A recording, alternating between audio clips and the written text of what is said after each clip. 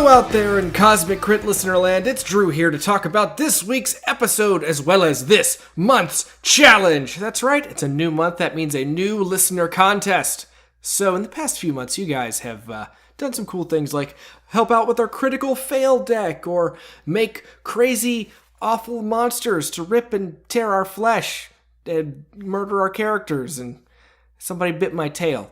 But this month, we want you guys to help us create something to take these monsters down. That's right, it's Mayhem May!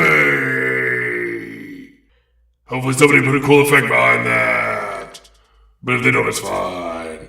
That's right, we want you guys to design some awesome weapons for our Cosmic Crit crew to wield in battle against our foes. So, what you need to do is send us an email to cosmiccrit@gmail.com. Give us your awesome weapon's name. Every legendary weapon has a legendary name, and we want it to be something that you can remember throughout the galaxy. And a description. What is so cool about this weapon? Is it a knife that has a built-in poison ability? Is it a heavy weapon that fits in a small weapon slot so Nasoki could use it like a little envoy guy and do some really good DPS instead of something with a small arm? You know, that'd be cool. I wouldn't mind that. Somebody should do that. And of course, the stats. And that might be a little challenging, but you should check out the Starfinder SRD in the core rulebook to look at some of the weapon tables to see about that. And if you have any questions or need any help, you can always ask our Crittermanders on our Discord to see if they can help you out with your submission. So do that. Of course, the winner will receive a Paizo PDF as a prize, which is always, always awesome. Now, I turn it over to this week's episode, and of course, again, it's also a new month, so that means a new theme month, and what better theme for May than anime? 皆さん一番賞コズミッククリットにようこそ。私たちの上演紹介させてください。エッドラス、俺敵を潰す。アンデス、アクセミにスカス。ナック。今、俺はあなたのお金を取るください。グレイミー、ウイスキーはどうかな。アリンドラ、謹んで私はあなたの死体を広げできる話す。上演はマウパトリックが任せますか？私は番号はあなたのキャラをやめます。コズミックリット。Okay. And now we begin episode 36 of Cosmic Crit. My Neighbor Marrowblight. Last time on Cosmic Crit. Raimi got himself a new set of peepers. Nax seems to have retired his con man ways to start fresh with the corporate life. So that's Nag's whole backstory featuring a colorful cast of new characters. We met our contact Juanita Trucks at the Ministry of Eternal Vigilance. Juanita Trucks? More like Juanita take a number. Gentle Sage Jonesworth, the ghoul shopkeeper, reluctantly tells the crew about an Eoxian legend, the Marrowblight. One of our leads was being attacked as the group came to investigate. Andus rushes in. Alindra half burns down poor retired Gretel's home with blazing orbit. Alindra exploded like 12 guys. This is the second time we've gotten intel from a diary. Another investigation episode.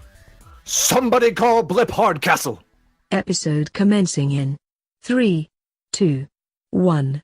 Episode initiated.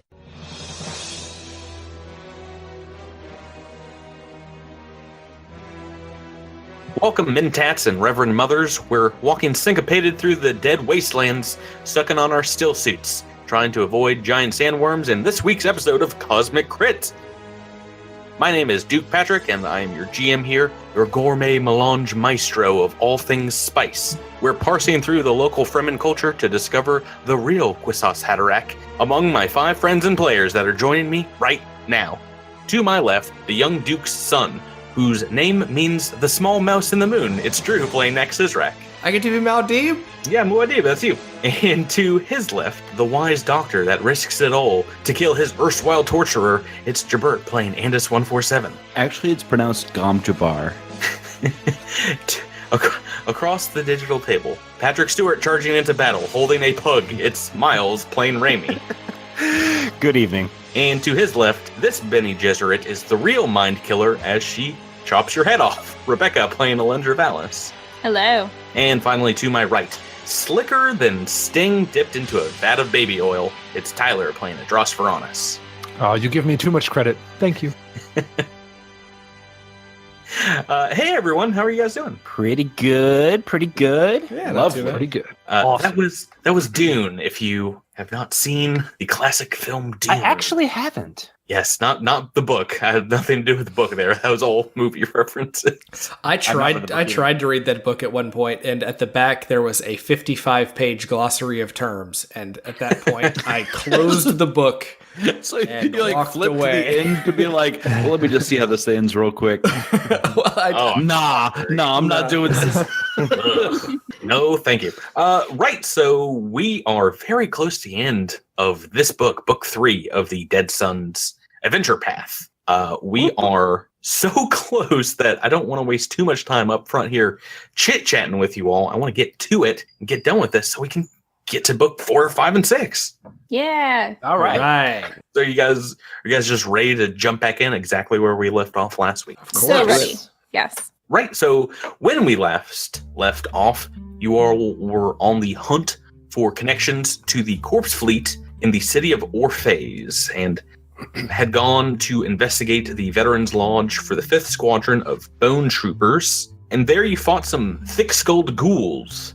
And they went down pretty easily among you guys. Didn't roll great for them, but you guys rolled really well. So the authorities have showed up, the flesh renders, heavily armored undead sentinels, and they show up in force. They surround the building, the dark purple lights flashing, flooding the cramped apartment building in the common areas where we find the 5 of you and Ingreal Repender recovering, as well as a ghoul that definitely pretended to be knocked unconscious by non-lethal damage at the end of the last episode. He had 1 hit point left. He just didn't want to die.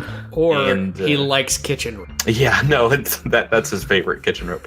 Kitchen rope callback. All right, so you've already done a medicine check last week on Gretel. She's recovering from this attack from these 3 Eoxian first group members. So you get to her and she says, "Thank you for saving me. Back in my prime, I could have taken 2 of them, but 3 was beyond these old bones." Well, 3 would have been beyond all of our old bones. So there's no shame in that. Who are you all? We are from the Starfinder Society. We're here to help you. We hear that the corpse fleet has been active in this area. I turned in a report to the ministry, but I didn't think that it would cause all this suffering. It sounds like you might have been onto something. My flatmate, Harvin, had been acting strange all month, very secretive. As much as I care for my friend, we both swore an oath when we signed up for the 5th to put the planet over its past. I thought she was mixed up in something over her head, but when I confronted her, she pulled away. I saw then she had deep gashes in her bones, like she was in a fight. And as Gretel will move over to a locked door and puts up a card to it and unlocks it and says that this was her room. I imagine you would like to take a look at it. That would be very helpful, thank you. Right, so it's a very threadbare room, not a lot of ornamentation, but does look very messy. If you just take, a few minutes to peek around it, you do find what looks like a piece of actual paper, torn perhaps from a journal laying on the floor of the chamber here. And it says, "To be continued." Wait, what? Oh no, he got us. I get to make that joke, Tyler, not you. Who wants to read it? Oh, I'm so sorry. Jabert, why don't you read this since you went to the PC? She says that if I make contact and head through Skullcap Gorge, that I will be safe to talk to her, and her pet will not attack me. Still, it is a hike to get out to the Hermitage, so if I plan to be back within a day or 2, I best depart now and meet this Marrowblight head on. Guys, the Marrowblight. That thing's real? It sounds like it. Someone thinks that it is. What did the shopkeeper say about the Marrowblight? Was that something that might have attacked the Fleshworks too? Yeah, but it sounded like it was like an urban legend or a ghost or something. It didn't sound like something that was based in actuality. Oh, I mean, you know that they are indeed real. I think the urban legend aspect of it was that a Marrowblight would come into Orpheus and just snatch living folk right off the street. Oh, okay, I misunderstood. Kind of a spooky character. And also, I think you can glean just from what was said that they don't like to talk about it as well because I don't know, she's not a part of the city's culture. Maybe she's an outsider, fringe group. My note says that it mutates its own flesh and others. What is the pet? That's what's concerning me. Well, it sounds like this person is the Marrowblight. Yeah, they control the Marrowblight. Is it possible to control this? I look at Raimi when I say that. A Marrowblight is a thinking, intelligent undead creature as well, but is kind of maddened. It's not in the best frame of mind. They're kind of rage monsters. So it's about 5 or 6 minutes before the authorities arrive, but in that time and the time they take, asking you some questions, you guys can take a 10-minute rest break, burn a resolve if you need it, regain stamina. Does anybody want to do that now? Yes, me. Alindra. I will take one as well. Got Alindra and Andis, so I think we are all set there. So it's, pretty boilerplate. They will ask you a great deal of questions. They take away this Lyrex, get statements from Grital, and she backs up your story, of course. And about 20 minutes after that fight, your comm units alight, and the identification given is the Ministry of Eternal Vigilance. When you pick up, it is Juanita Trucks on the other line, and she says, "I just got the reports of the authoritative actions. Are you all right?" I'll answer the call. Yeah, what do you want to say? Yeah. We're all fine. Thank you, Juanita, for checking in on us. Have you heard anything new that we should know about? No, I just read the reports, but I'm sorry if this Harvan character was a bust. Did you all find out anything else in your investigations? Yeah, we heard about a person, a lady who might have a pet Marrowblight, and that they live in some kind of hermitage on the outskirts of the city. Have you heard any reports about this? Marrowblight. Yes, I heard a tip a few weeks back about Marrowblight on the outskirts of the city, a couple miles past the bubble. If you want to take a look, I can send you the approximate coordinates. The terrain out there, though, is very unstable, so it will be best if you walk it. Be careful. Now that I am looking at it, it seems quite dangerous. You don't know what this thing is capable of. Regardless of what happens, report back to me whatever you do find. Juanita, we do not know what this thing is capable of, but do you know what this thing is capable of? No. Oh, well, that makes two of us. To Skullcap Gorge, then, I guess. Should we stop by the Fleshworks to see if maybe they have a security camera footage of a Marrowblight stealing from there, or anything about anybody that might have seen it? If they did, that would have been submitted to Juanita as well. But that sounds like the sort of shenanigans that a Marrowblight would get into.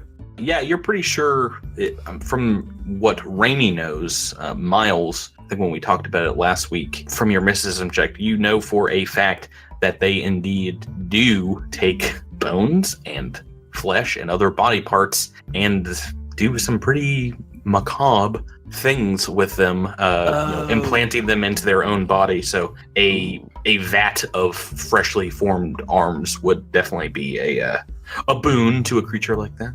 Oh, Marrowblight. I get it. Mm-hmm. Yeah. Right. So you guys are free to leave the Veterans Lodge. Do you want to indeed make your way outside the city? Yeah. Yes. Yeah. I guess so. Andis gives Greta a high five on the way out. She gives you that bony thumbs up, still holding her arm, and we'll wave as you exit the street and head on down towards the retainer wall and the large technical and magical bubble that goes up over the entirety of the city, but is right there on the edge of the Splice district. As you're walking on the streets, Raimi, you begin to feel a magical pull. The hairs on your arms standing up, a rush of oxygen to your brain, and it kind of feels like extreme flight or fight. And your spellcash tattoo, it starts to thrum with energy. Why don't you give me a perception check? All right. His Raimi sense is tingling. 19. And this is just a regular perception. Yeah, so it won't have anything to do with the visual spectrum, but your new eyes. But yeah, you notice an open door in the street ahead of you, kind of in the direction you all are walking. And this chill, as you look at this door, intensifies. A marking on its exterior is something you haven't seen in some time, and nowhere else on this planet before. It is the corporate marking of Quindar Industries. Looks like maybe an old machine fabrication plant with these large gray bricks making up a squat 2-story structure. And as you are looking in this direction, maybe the rest of the party walks on a little bit, you hear a voice call out inside your mind telepathically saying, Raimi. Yes. Miles, can you take that 5 more times for me? We get to something. Yes. Let's crazy just yes. That's Raimi's internal monologue. You've never known it. But there it is. Yeah, that's what he sounds like when he's talking to himself. So I'm a little bit behind everyone else. I resist. I feel like I should be resisting the compulsion to walk closer to the door. But I'm not gonna. Do you want to call people back? Yeah. Actually, I call out to the group and let them know that I'm getting a magical sense from that building, and it specifically whispered my name. Wait, a building whispered your name? That makes no sense. No, it came from the building, Edris. Raimi, I'm just glad you're sharing, buddy. Just glad you're sharing. No, I'm Raimi, not Sharon. And don't call me Shirley. So do you guys want to head on inside? Well, I mean, Raimi, if you want to check out this building, then by all means, check it out. I feel like we probably should. It's got my family's company's logo on it, and I'm getting magical messages to my brain. I feel like something's going on. Wait, aren't you trying to get away from your family, though? Yeah, but someone's clearly, tracking us. If we go out there in the middle of awful terrain and we're facing a Marrowblight and someone comes up behind us, we might be in a bad situation. All right, well, why don't you lead the way, Raimi? We'll be right behind you. Oh boy. Right, so stepping inside the factory, it's dim light in here. You can see, though, pretty easily it has indeed been picked bare. Large holes in the ground where maybe machines were planted and posts and iron beams locked into place. But all that remains now are these bone-like rusted metal girders wrapped with blackened chains, and the floor maybe hastily swept clean at some point in the distant past. Layer of dust on everything that you see. In the center of this room stands an oppressive black item, a coffin-shaped carrier, and Raimi, it's just like the one that you saw in Ambassador Nor's office. Very, very similar structure. The enclosure has opaque black steel glass and only the faintest light coming from a control panel in its side. Guys, you know about that slab I told you about in Nor's office? Looked kind of like that. Very similar. It's like something that could transport someone alive, not very comfortably. Does it have the same layer of dust that everything else in here has? You'd have to get very close to it to figure that out. Edris, go check to see if that has a layer of dust like everything else. Okay. It's really creepy to me, but I mean, if you think that'll help. He's got an intelligence of 8. I'll go with Edris. I'll go with Edris to help determine amount of dust. Everyone make me a perception check. I get a +2 for dust, so... And this is a visual one. Great, a natural 1. Right, so we've got our perception rolls in. Don't see any dust on the outside of this. It looks like a pretty new device in a very old setting.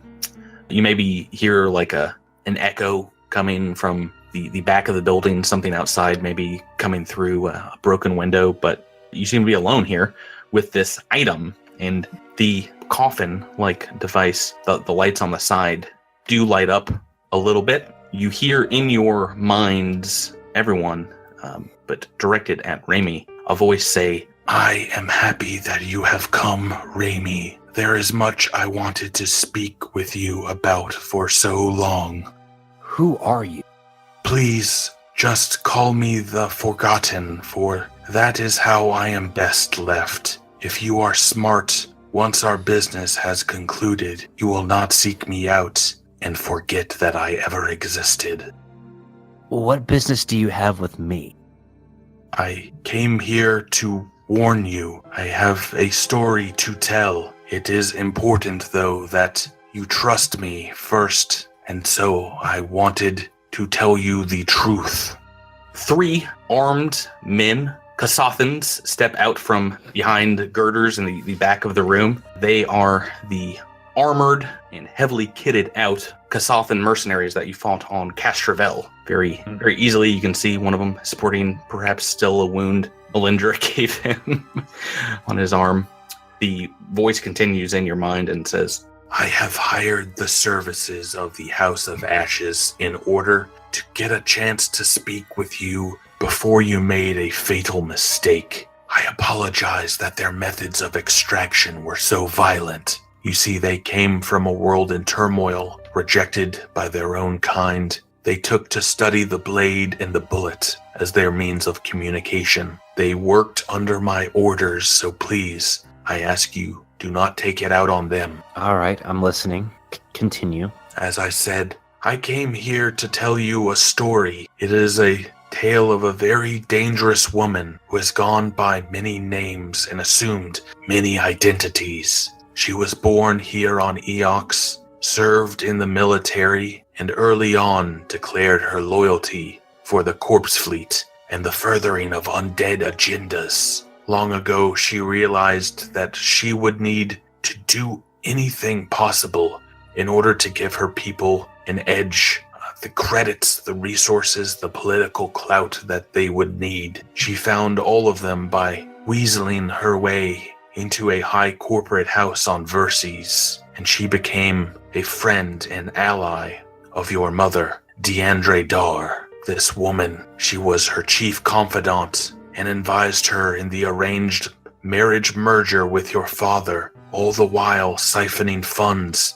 data, shipping line information, all of it to her allies in the Corpse Fleet. A small screen pops up on the carrier coffin, displaying an image of Raimi's mother as a younger woman, maybe 20-something odd years ago, and behind her, getting out of a luxury vehicle, is an Elebrian woman, an Eoxian with spidery black veins running up the side of her enlarged skull. You recognize her plainly, Raimi, as the woman at the Splatterdome that showed an interest in you. You met just a day before. Oh. The voice continues on and says, Mariarch Kiltresha, aka Zira Vesh, former squadron leader for the 5th Wing of the Eoxian Armada, and currently believed to be captain of a Corpse Fleet cell here on Eox. I've seen her. And you're still alive. That bodes well, but as I said, she spent every waking hour with your mother until the day you were born, Raimi, and then disappeared from Verces.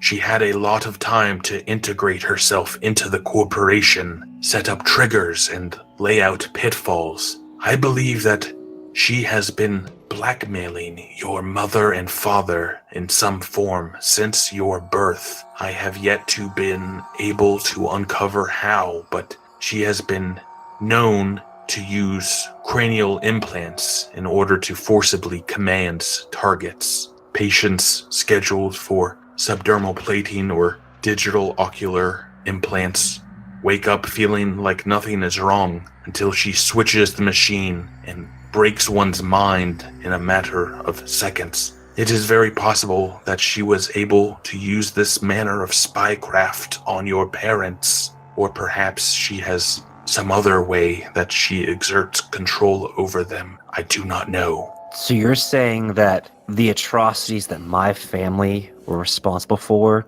could be this woman's fault? I do not know, but if that is something that your mother and father were involved in, it is possible and perhaps likely that Zira Vesh had a hand in it. What exactly are you talking about, Miles? What's Raimi referring to? So listeners may remember from his explanation to the rest of the gang that he discovered that his family was responsible for funding and executing a small colony that was under the guise of an agricultural study, basically. Mm-hmm. But they were actually trying to create a biological weapon.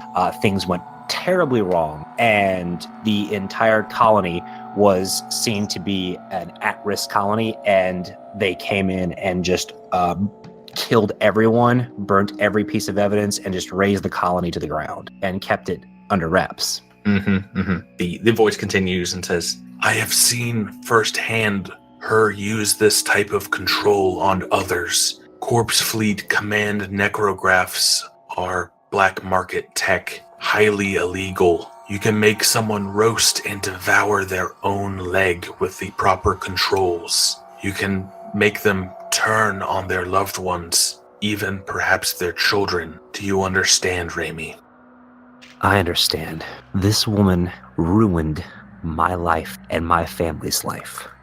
But I caution you, Technomancer, for going after her. I wanted to stop you on Castrovel from coming here, but it is still not too late. If you go up against this Zira Vesh, I believe she has some way to hurt you. She was, at a very young age, inducted into a cult of vampiric undead. As a young girl, she was trained by Crixall, the unseen hand assassin, and she has been the head of covert operation for decades, staying undead and working for the Corpse Fleet that entire time. She is beyond dangerous. She is lethal to all sentient life in this galaxy. Sounds like she needs to be taken care of. In the mountains past a valley gorge made of bone, you will find her ally, this horrific Marrowblight creature named Mortrant. Killing her might lead you to Vesh, but as I said, I believe that she will be one step ahead. Everyone always is. Raimi, I know that it has been hard the last few years, you being on your own, on the run from your family. You are lucky to have such good friends as these Starfinders, and I wanted you to know that. The justice for which you seek is here. It is on Eox if you so desire it. So go now. Find your absolution where it may lay. Thank you, Forgotten One. I can never repay you for this. The Kasathan mercenaries, the House of Ashes, kind of, they seem to be at attention the entire time. They saunter off kind of back into hiding as you guys break communication. Oh, so I have a question about them because the Forgotten said that they were there to protect me, so they're not going to come along on this little adventure with us? No.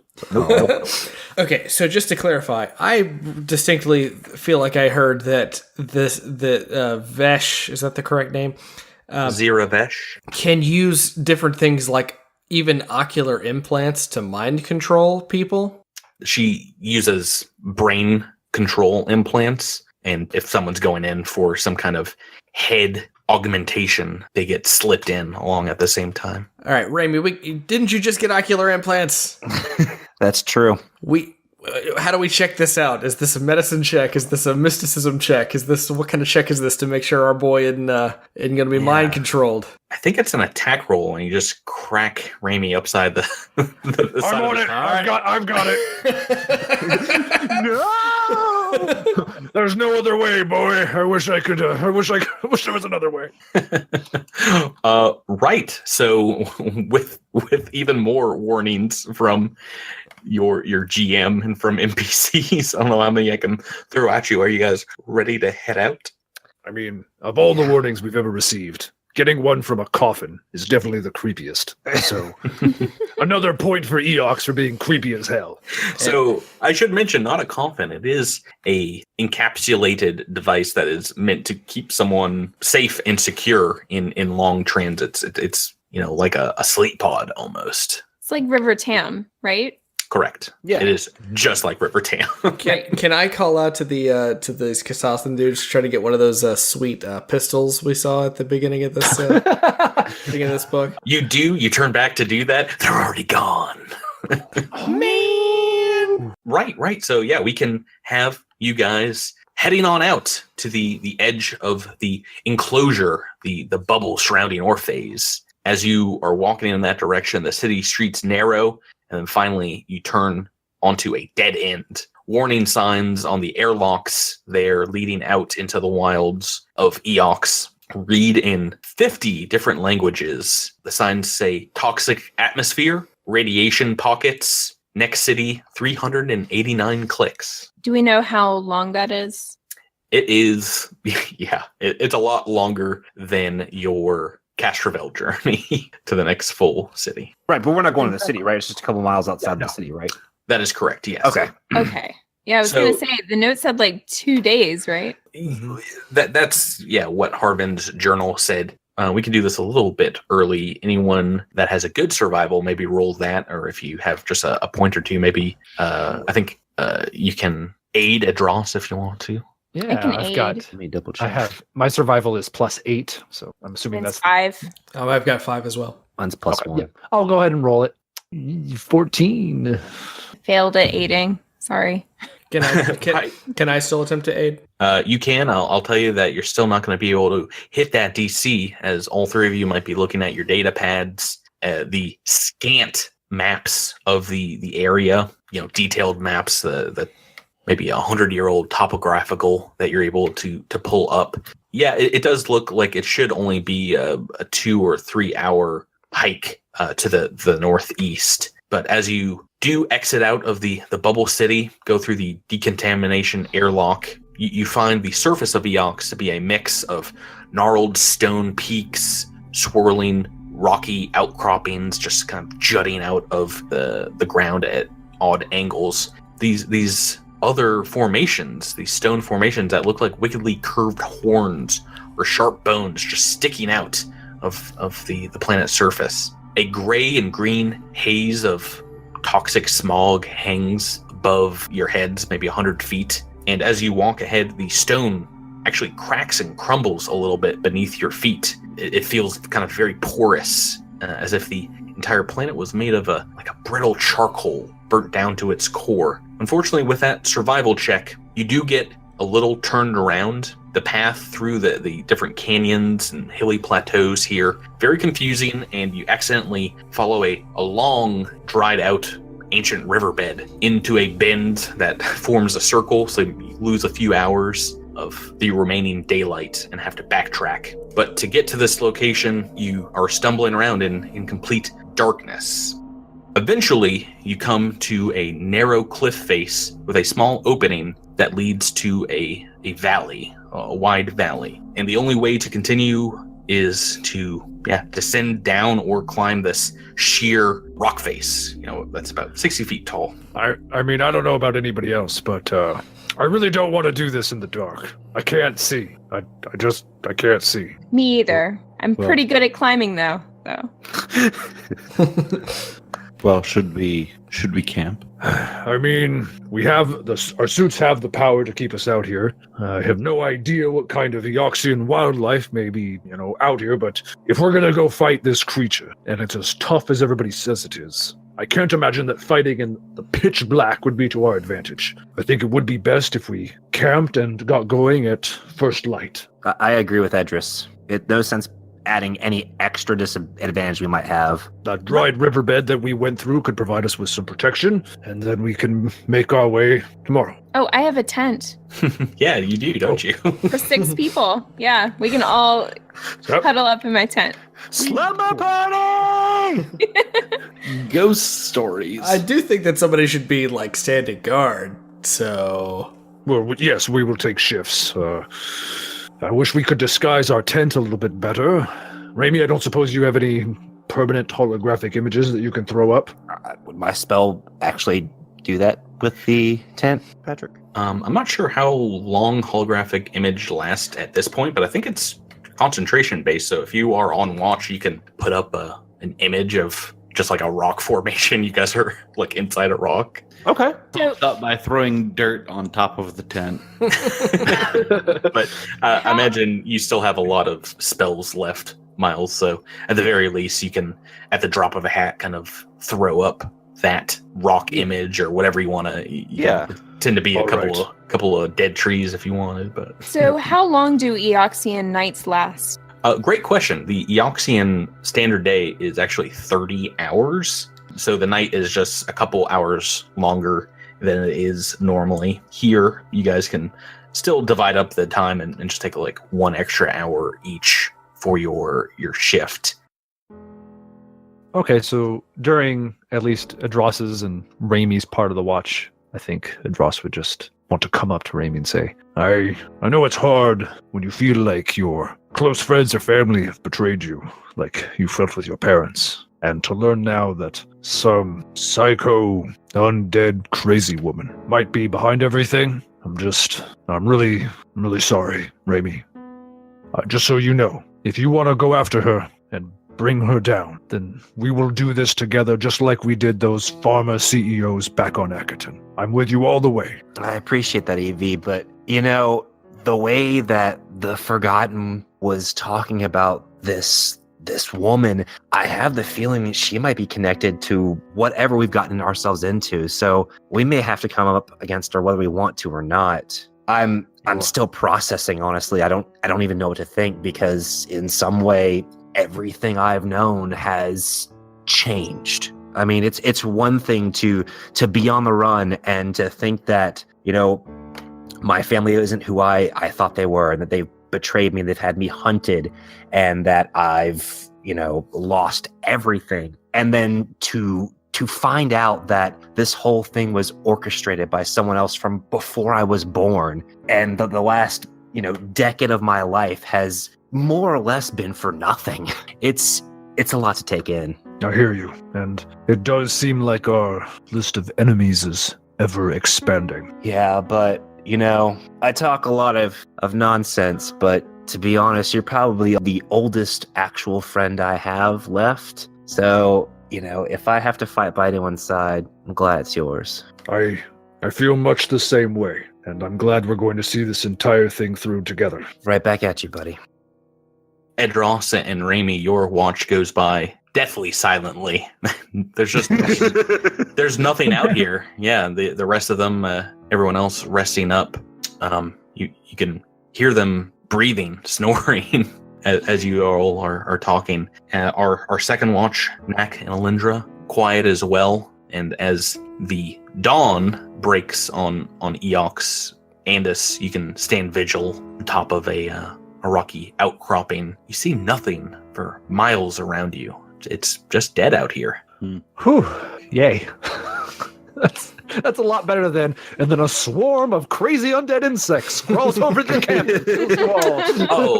Oh, I'm sorry. No, I probably should have rolled on the random encounter table that our fans made up. Oh, what's that? 5 liquid carbon golems, you say? No! Good call. 5 carbon golems, 2 Arankinas, and 1 knack killer. Okay. And a partridge in a pear tree. And even worse, French Stewart! Oh, no! Guess what?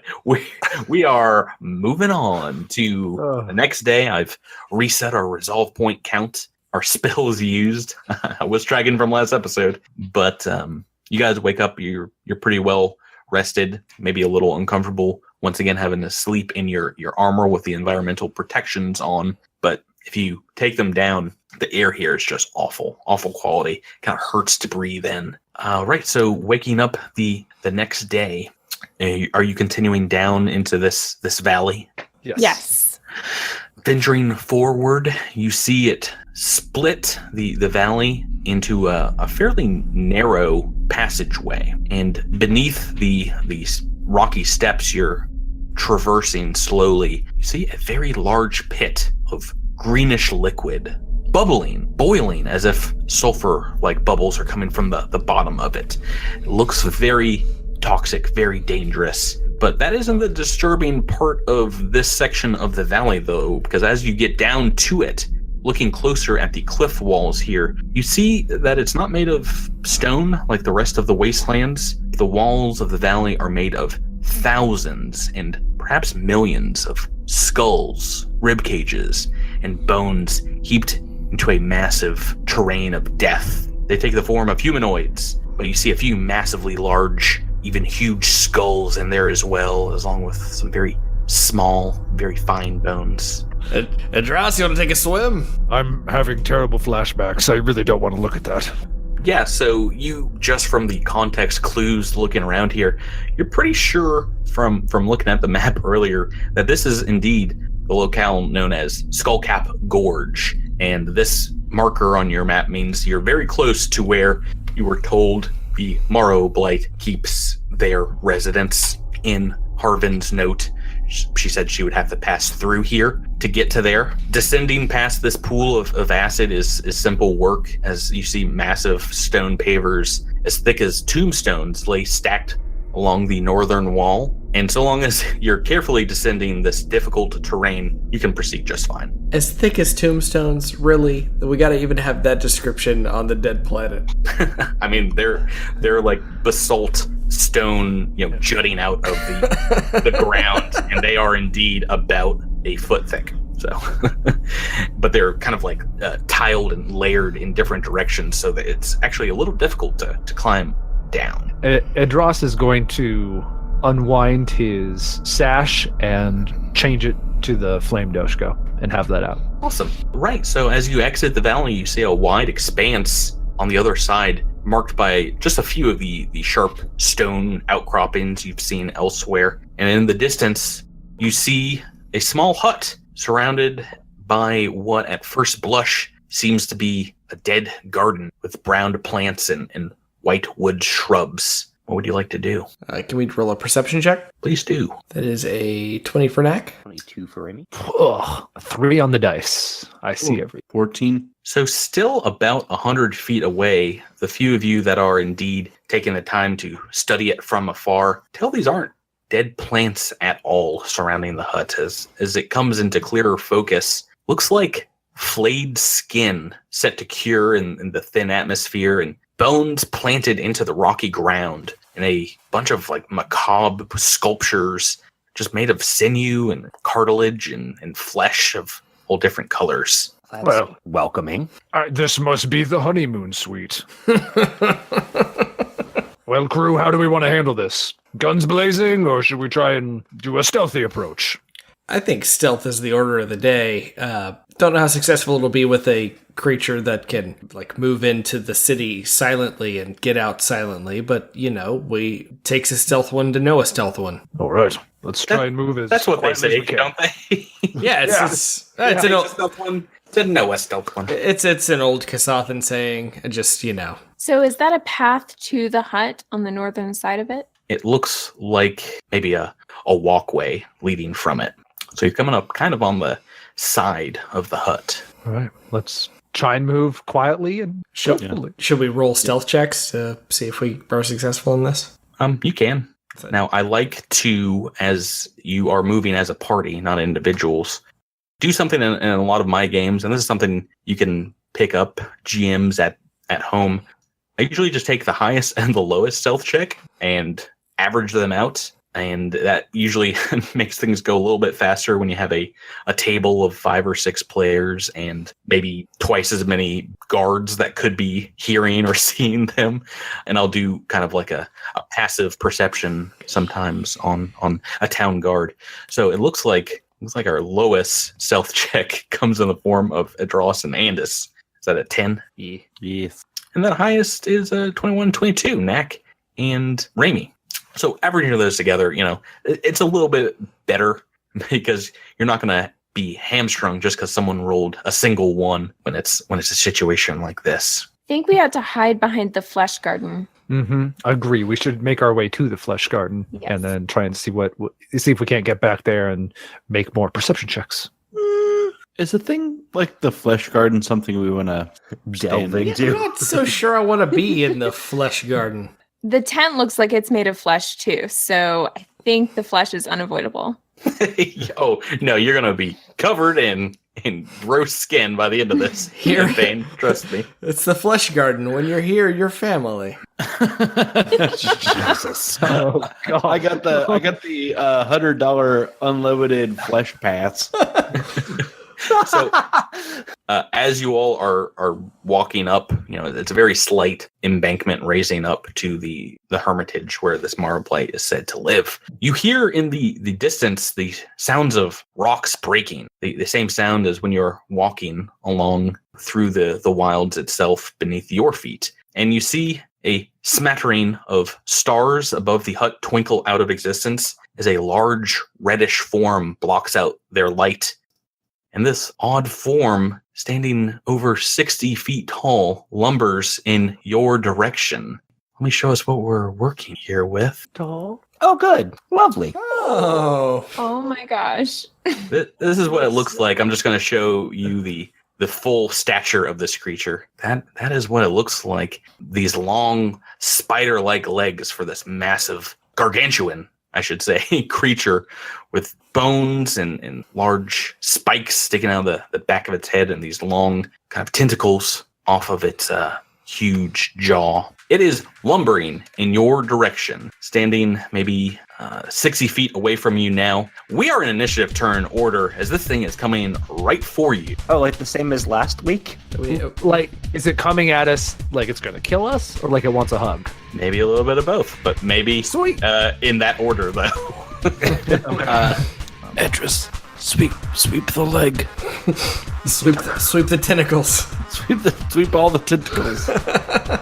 So you see this massive creature lumbering in your direction. We have rolled initiative before we started playing tonight, and thankfully, Adros Veronis, top of the initiative turn order. You're the closest to this thing, and it is your turn. You see a very dangerous looking monster coming your direction. All right. It looks... Oh, whoever is measuring it out for me, thank you. It looks like it is, easily within 70 feet. It is. So... More like 40 feet.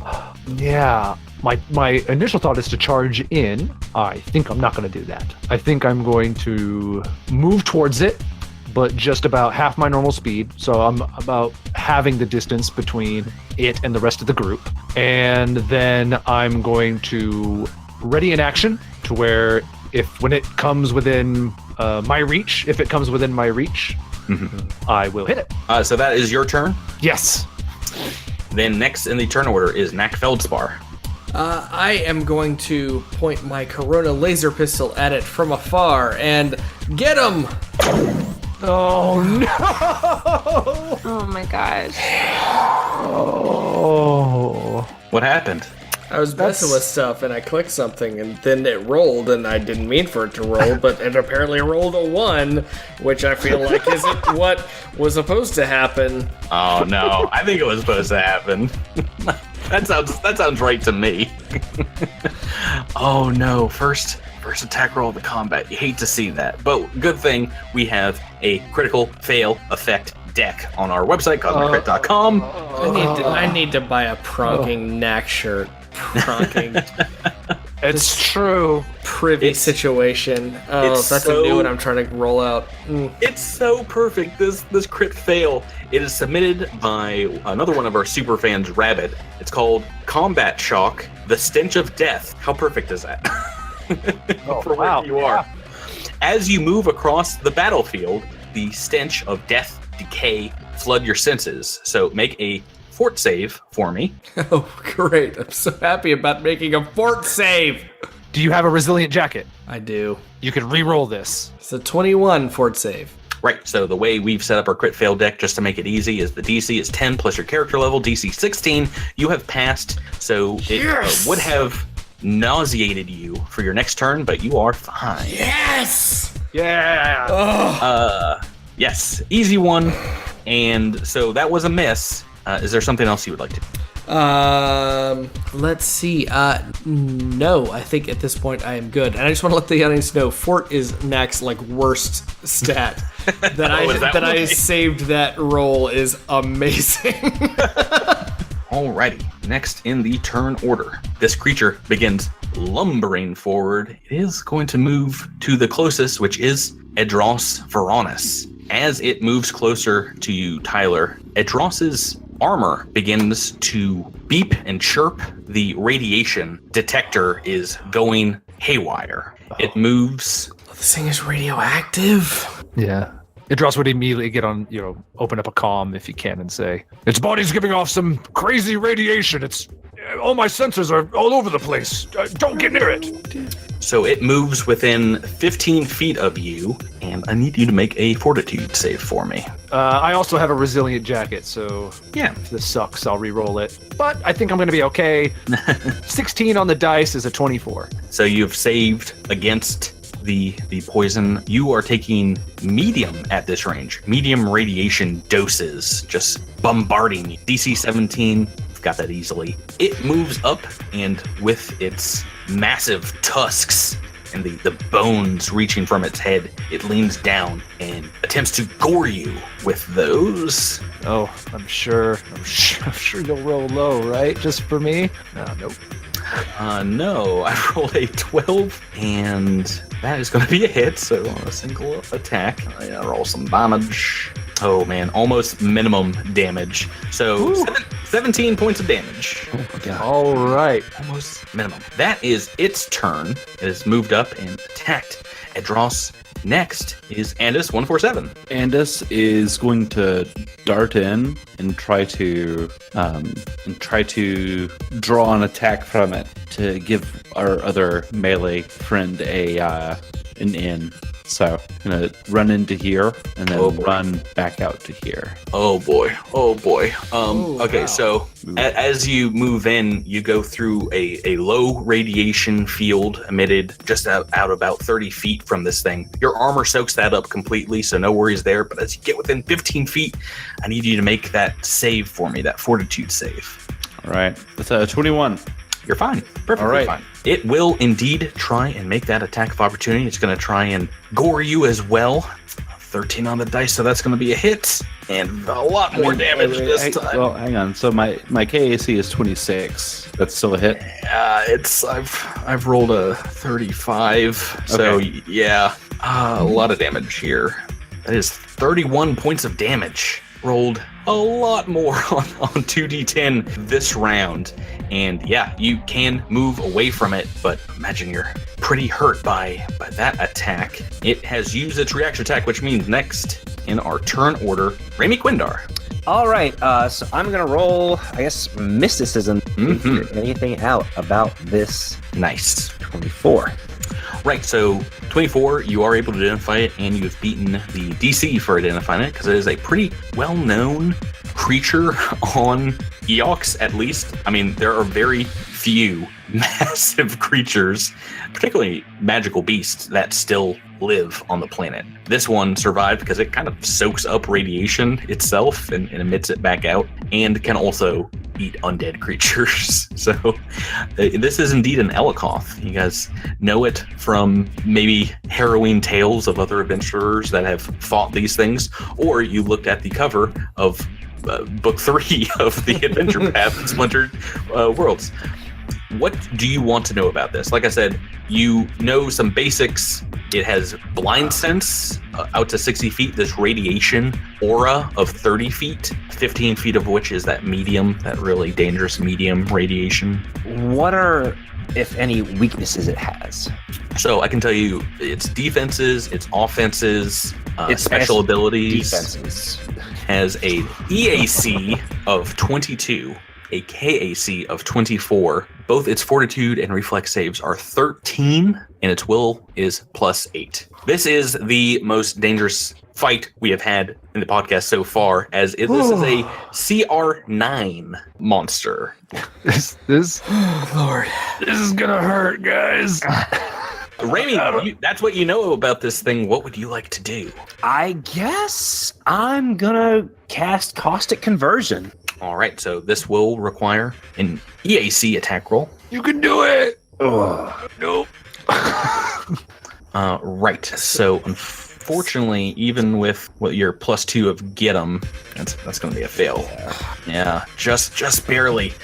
Taking us to next in the turn order, Alindravalis. So, Rebecca, you have heard right before your turn that Miles has given you some basic readouts on what this thing is, this Elikoth. It's a magical beast, kind of like a packed animal. It is not really intelligent, but it can respond to commands. But it is indeed a monster. You know about this radiation field it's got. It's got low and medium radiation. You also know the armor that you just picked up on K9204, the level 7 Golem Forged plate armor, will negate the entirety of its radiation field. Really? Yep. Any level 7 armor and above negates both low and medium. That's good. All of you having radiation protective armor, I think level 1 and up, you will negate the low level of radiation. So it will not affect you at all. Okay, so even Adros, even though his sensors were going off, he wasn't affected by it? Not the low. Adros, I believe you have level 5 armor? Yeah, so I get affected by medium, which is medium is within 15 foot of the monster, so. Correct. Okay, cool. Well, in that case, I will run, let's see, I'm going to Stellar Rush at this point. Oh, doggy. Yes, I'm going to Photon Attunement. I'm going to move over. Where do I have to be flanking since this is such a huge creature? Yeah, I mean, you can be on the opposite side of it, just like a normal creature, the other side from Adros. And since unfortunately you won't be able to, I guess you can move. Yeah, you can move and then rush in. This thing's attention is pretty focused on the Andis and Adros side of the fight, trying to kill them both. Okay, cool. Yeah, so I'm going to do Stellar Rush to get on the other side of this thing, and not going to bull rush it because I don't want to push it anywhere.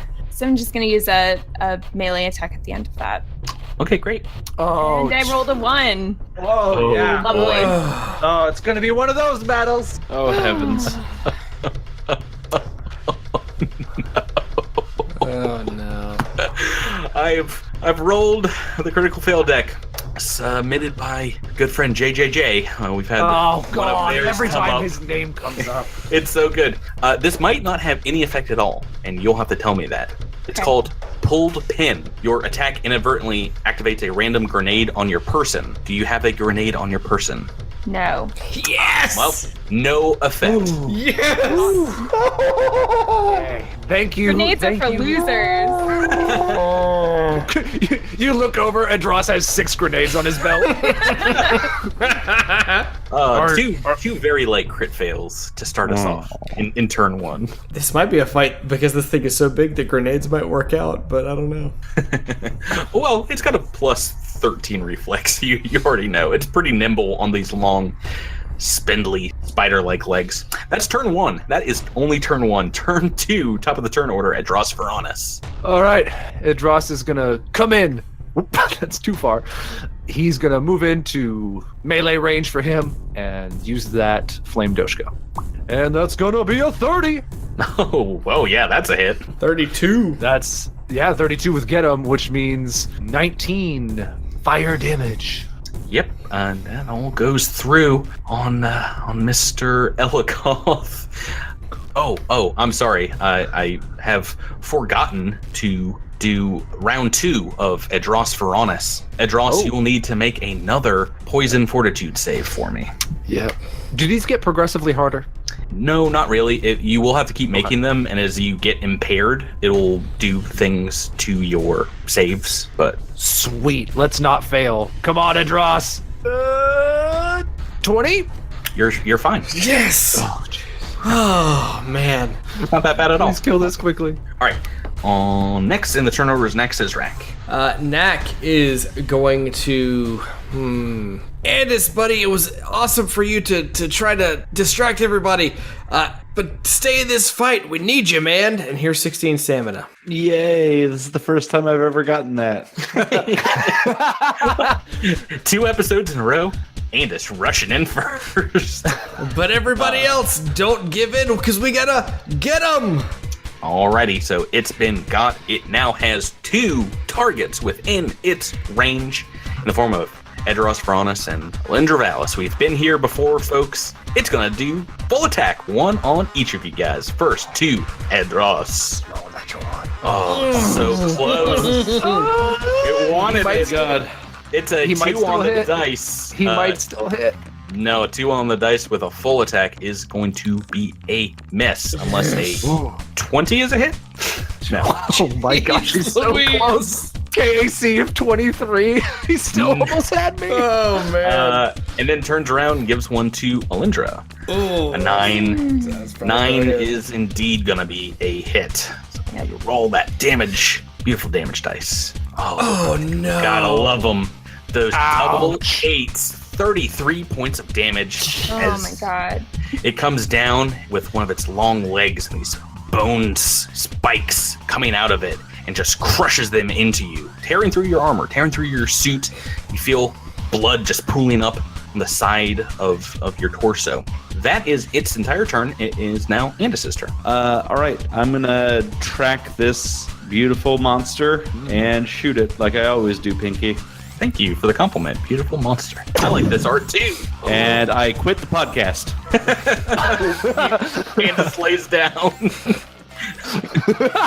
There's a great callback. Oh, yeah. No, I feel that sting. 3 on the dice. That is going to be a miss. Raimi Quindar next in the turn. It's basically pea shooters, but I'm going to go for a magic missile. All right, a non-movement magic missile, 3d4. That's pretty good. 11, 13. 13, all right, that's gonna help. Chip. Much. Just chip. Yeah, anything. Chip. That's all it is. It's just gonna. We're back to Alindra at the bottom of the turn order, and now you are indeed flanking with Adros Veronis, and you've got Get 'em on. What do you want to do, Rebecca? Do we know if it has like a weak head or anything? Like, can I climb up on top of it? Oh boy. Climb up on top of it? Please don't. Alrighty, Rebecca, what you got? I'm going to stand here and double attack. Alrighty. So that's a yes! 30? Yeah. Yep, 30, because you've got +4, -4 for the double. What is that? That's- 18 on the dice? Yeah, so 23 damage. 23, yes. All right. All right, fingers crossed. It's gonna be a miss. Oh no. I got the one hit in, but this one is indeed a miss. 15. Alrighty, that brings us to the top of turn 3. Adros Veronis. Oh, Adros puts the Flame Doshko at full power. He's gonna do a double swing. Oh boy. First attack. Come on, buddy. We need every bit of damage. Oh, no! Oh, boy. Hey, Andis, I quit the podcast too, buddy. That's a natural 1 on the dice for a 13, Patrick. Does a 13 beat its natural? You love our fans so much because we're pulling up some of the best critical failures and maybe the best for this fight. This is submitted by Egyptoid, and it's called Creepy Crawlies. Creepy Crawlies. How can I can't even I like it. Better ones. You would have had an excellent lunge on the Elikoth, but it was derailed by the fact your foot went through a rotten place in the garden floor beneath you, and about 500 black centipedes began swarming from the hole into the area around you. I need you to make a reflex save. Adros, watch your step. Oh, good one. I hate centipedes. Why is it always centipedes? 18? Right, so 10 plus character level, so you're good. Yes. A failure would have meant opponents get a free reaction attack against you. Oh, man. And if you had failed by 5 or more, you get knocked prone. Oh, well, yep. Pretty bad. So that was a critical miss. you can still make that second attack. Oh my gosh. Because you're not on the ground, you're ready to go. Part of me feels like it's going to be another natural one. Nah, you're fine. Keep going. Oh, it was an 18.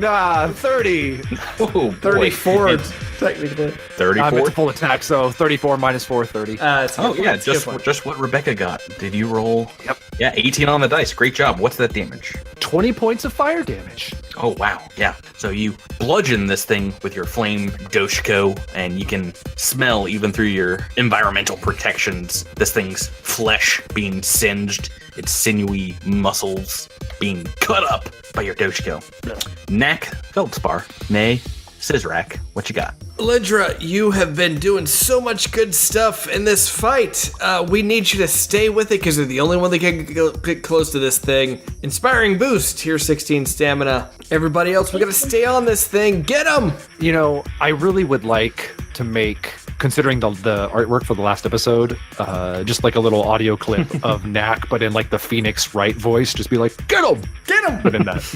Yeah. I was thinking about just using the artwork as an icon for our game and just slapping it down next to everyone he casts Get 'em on. So that's a good idea. I like pointing at the monster. I just love that the chibi artwork we had commissioned worked so well for that. It's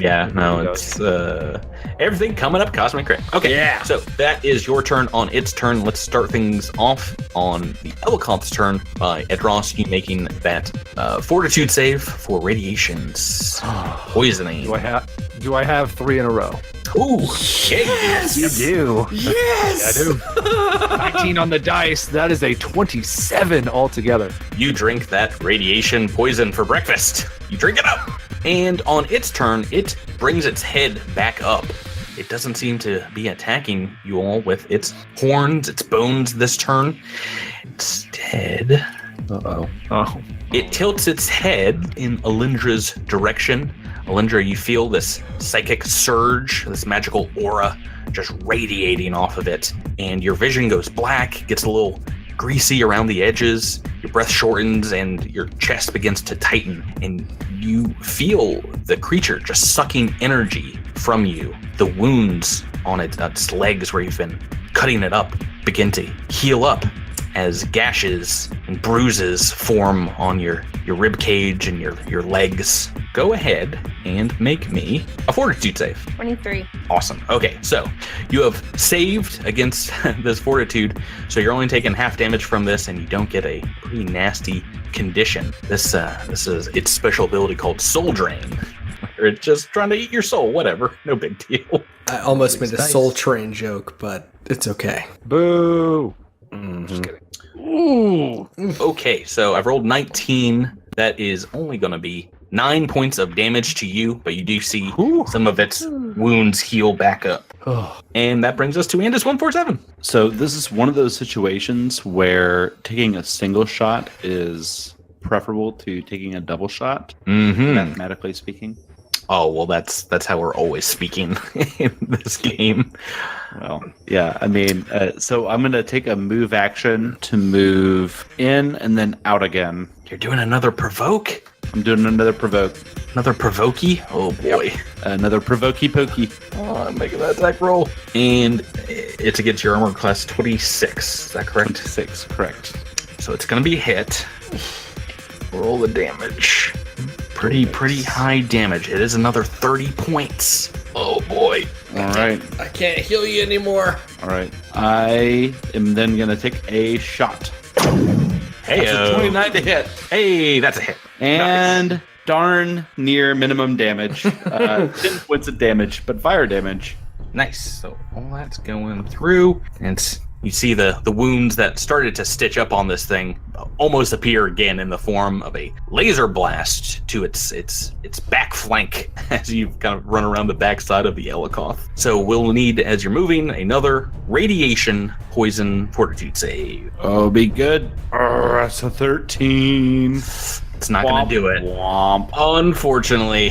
I'm so glad we remembered all of these rolls. So it is indeed a poison, and just being in the vicinity of the radiation means that it started affecting you. It is a Constitution poison track You go from healthy in this first dose to weakened. The weakened state, which is a -2 to fortitude saves, constitution checks, and constitution-based DCs. And with that, you also take 7 points of damage from the poison on just this initial exposure. The good thing about this is you have to get poisoned again by radiation in order to start contracting radiation sickness, the disease. Continuing on, which brings us to Raimi Quindaughter's turn. All right. I'm going to try to cast a Caustic Conversion again. Already, again. Oh, yes! Oh, I was about to say we needed a natural 20 here. And because this is one that does roll that d20 to hit, you are doing double damage. Oh, yes. Double damage, and as we've discussed before, it's just on these 44, so you can roll another 44. Okay. So we got 9 on the first one. 9 on the second.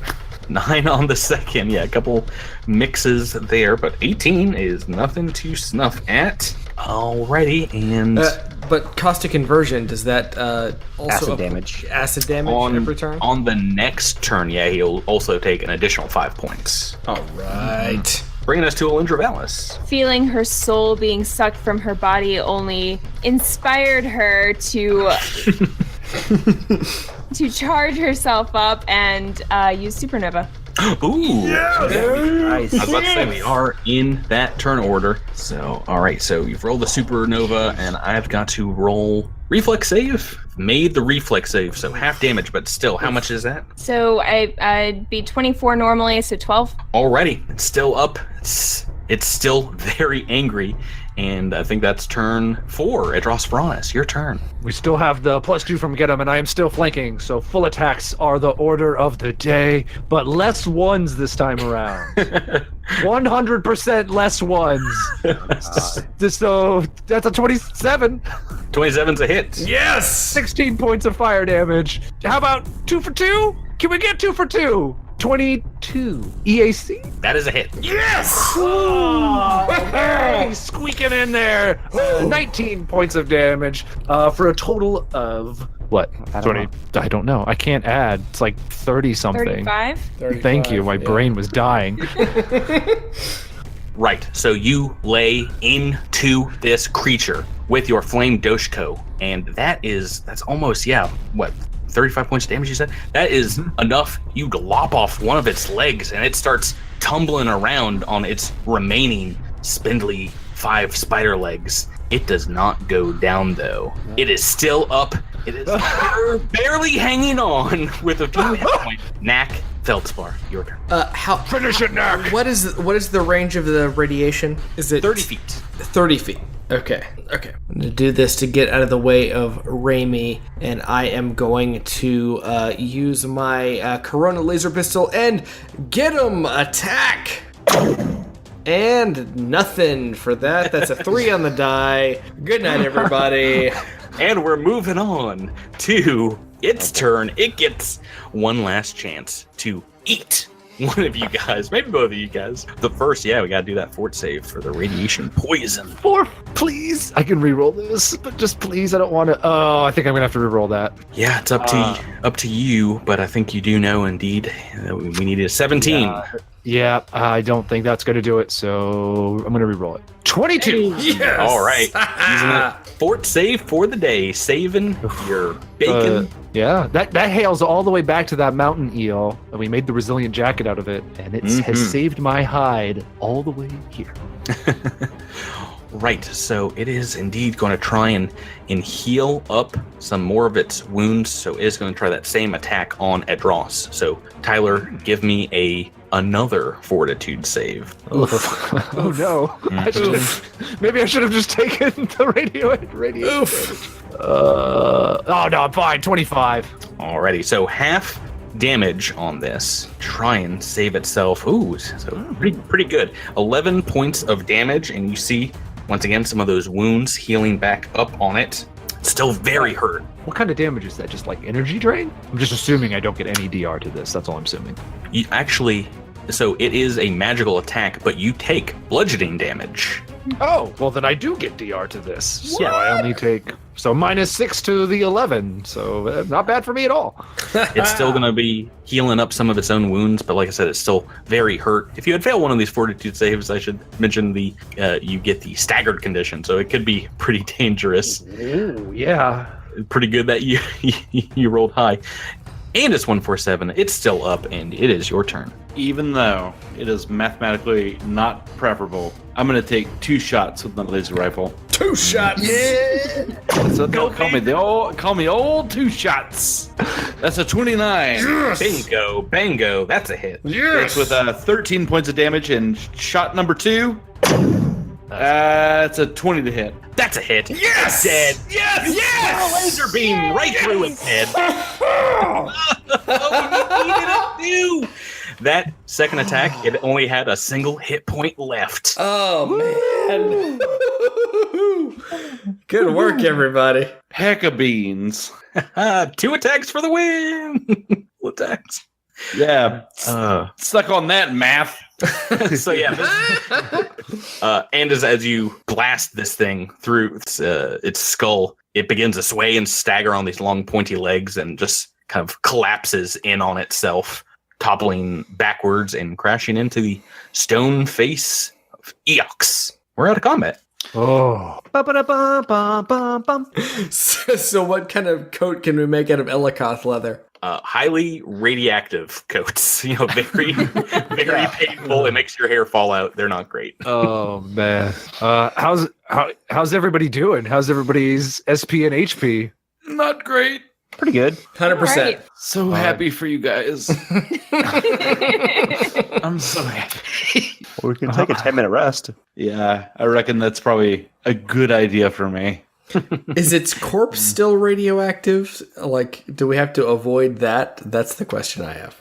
There is low levels of radiation still coming off of it, but it seems like the really dangerous stuff, it stopped almost immediately when the creature's lights went out. So maybe we should check out this flesh hut. Let's go take a look.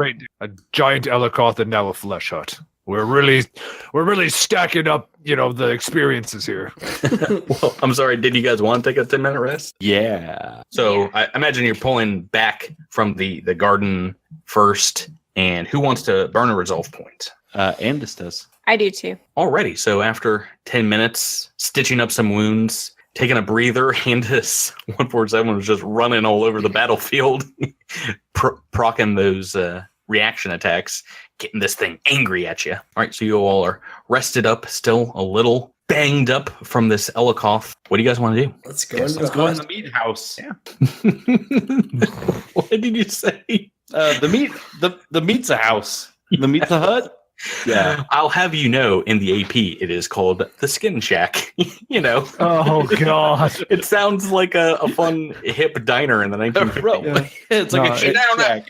Or a really crappy strip club.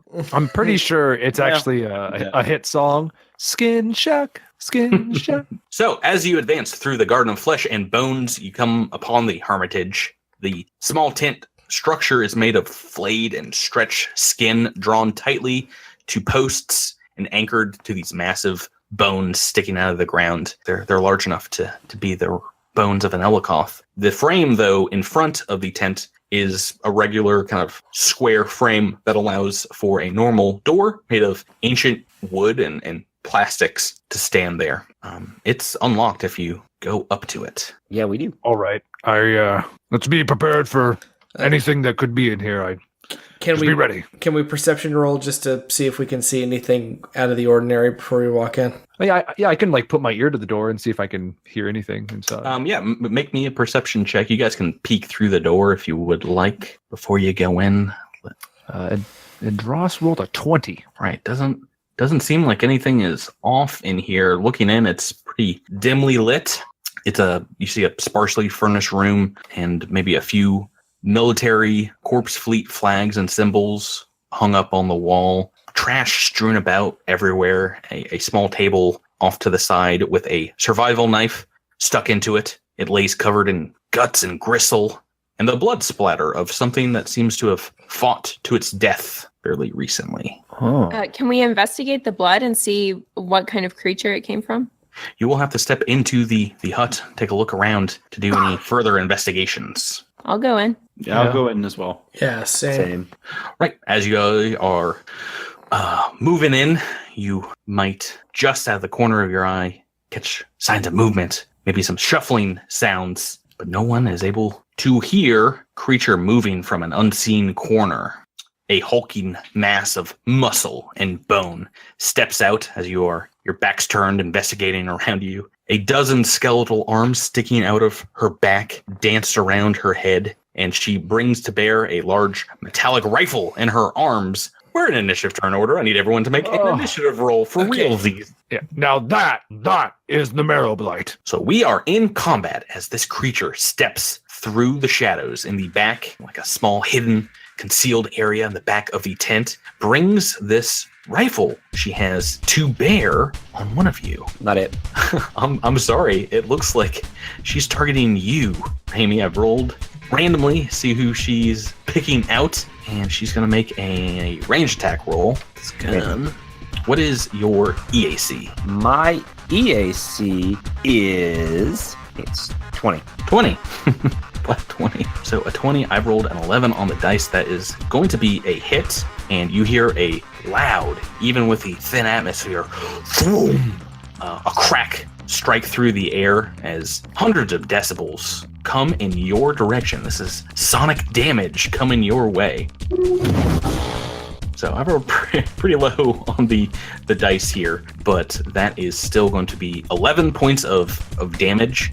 She seems to be sporting a Thunderstrike Street Sweeper, one of the most fun and hard guns to name 5 times fast. Thunderstrike Street Sweeper.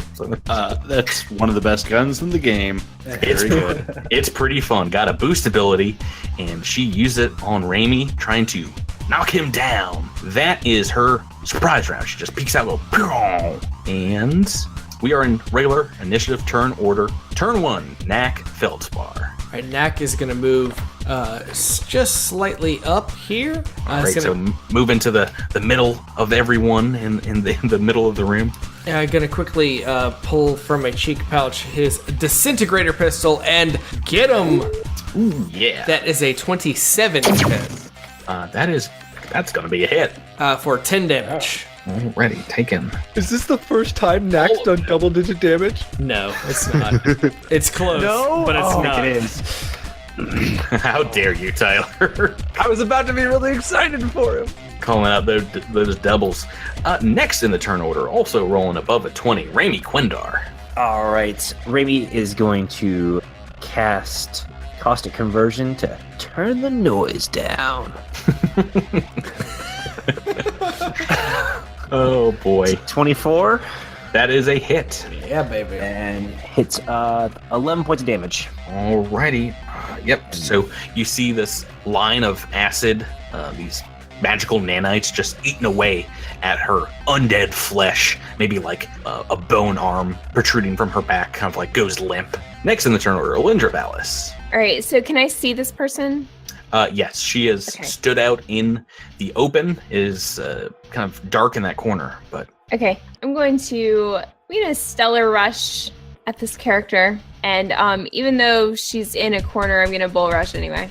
Yeah. So it's a 21 to Bull Rush. It's a 23 to Bull Rush. Against its KAC, that is a hit. Yes! Awesome. And that is going to be 16 damage. It is not enough to knock it back, though, I should say. Well, it's in a corner anyway. Yeah. Right? Yeah, you buffeted her through a skin wall, I think, if you did that. Right, but 16 damage regardless. Well, I get a reflex save, is that correct, on this solar corona that surrounds your bull rush? Yeah. Okay, let's roll that. Oh, I rolled a 5 on the dice. That's not going to make it. Yeah, definitely. Well, DC 17. So full damage, 16, bringing us to Edros Veranis. Your turn. Edros is not that fancy. He's just going to walk up to her and hit her. He's just gonna walk out. Hello, I'm here to kill you now. Yeah, it's just like, oh, Lindra, that was very nice. Now, then turns to the Marrowblight. Stay still while I bonk you with my fiery doshka. 23. That's a hit. That is max damage. 21 points of damage. Fire. Nice. Right, so bringing the Doshko down on her, you disconnect several of these bone arms on her back. This is exactly what she looks like, but now missing a couple of these claws. Pretty wicked up close. Yeah. I bet those can't take multiple attacks or anything. And nearly last but not least, Andis 147. Let's see. Andis would need to target or take a 5-foot step. So they are going to 5-foot step instead and take a shot between Alindra and Edros. Already. That is a 21 to hit. That's a hit. Yes. All right. That's 11 points of damage. Alrighty, got a lot of 10s and 11 damages here. Not looking too good. This Marrowblight creature you've heard is called Zarantha Mortrant. She has been, unfortunately, really slow on that initiative turn order and has made herself be backed into a corner, basically, by Adros and Alindra. She is at the bottom of the turn order. So she's got a couple of targets with her claw attacks if she doesn't want to provoke by shooting. Please provoke. Yeah, no, I don't think she wants to die that much. Makes sense. That makes a lot of sense. She's going to give a couple of claw attacks, these spurs on her back. I think one at each Adros and Alindra. So let's do Adros first. Okay, and not great. I've rolled a 9 on the dice, and with the negatives here, what's your KAC? 23. Oh, I've missed it so close. All right, need to roll better than that on this second one, Alindra, so better than a 9. Oh no! Natural 20. There it is. I was waiting for mine. When's mine gonna come? So she has a few of these bone spurs sticking out of her back. One of them just comes down, all daggers pointing in your direction, tears through your suit, right into your shoulder, and it opens up like in your suit of armor. It is excruciating. Pain, damage here. Maybe it's not that excruciating. 1 and a 5 for the damage. So that is 30 points of damage on the critical. And I need you to make a fortitude save. 10. Can I re-roll using my jacket? If you would like to, I would recommend, kind of, but... Oh, that's a 20. Oh, yeah, there's not a lot of great magical items, but, oh boy, allow you to roll fortitude again, I'll take that. Thank you very much. Melanie, that is her turn, and we are back to the top of the turn order, turn 2, Knackfeldspar. Lindra, how much are you into HP damage, or are you still at stamina? No, I'm fine. All right, so I am going to once again get him and shoot it with my disintegrator laser pistol. Pronking pronk. Oh no! Drew, are you trying to roll these ones so you can shoot Andis? I'm doing double-digit damage, but to myself. The critical fail deck is going to be worn out. So we're going to have to get a new one soon. My mess button is wearing out from clicking it. This is another one from a super fan, Reagan. I used to be an explorer like you until I took a what gun are you shooting? Disintegrator laser pistol. Until I took a disintegrator laser pistol shot to the knee. Your palms are sweaty. You pull the trigger on your weapon, and whoops, you drop it, and it cracks hard against your knee before falling to the ground. You take 1d4 points of lethal damage, and your movement is reduced by 5 until you can rest again. So not too bad there as well. You guys have dodged some bullets with these critical misses. So I take 1 damage. Is that what it's? 1 damage. You do drop your weapon, and your movement's reduced by 5. Not that it matters. This is like a 30-foot round. But yeah, I'm not that worried. Already, that's your turn, right? I haven't taken a move action, but yeah, I'm good. Raimi Quindar. Raimi's gonna cast Magic Missile. Now you've hit with that caustic conversion, which means another 5 points to her. Is that correct? Yes. So magic missile away.